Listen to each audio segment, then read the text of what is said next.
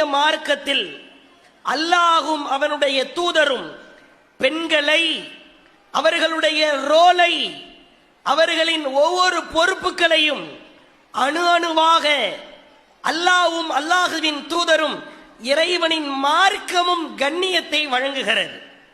ஒரே அடியாக அல்லாஹ் ஆணித்தரமாக அடிக்கிறான்.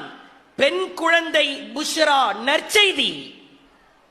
உலகத்தில் நீங்க எந்த மதத்தை எடுத்துக்கொண்டாலும் சரிதான், எவ்வளவு பெரிய ஆளாக இருந்தாலும் சரிதான், பெண்களை நற்செய்தி என்று சொல்லுகிற ஒரே மார்க்கம் இஸ்லாம் மட்டும்தான். குழந்தையாக இருக்கிற பொழுது, குழந்தை பிறக்கிற பொழுது நற்செய்தி என்று இஸ்லாம் சொல்லுகிறது. தாய்மார்களே, இப்பொழுது விளங்குகிறதா?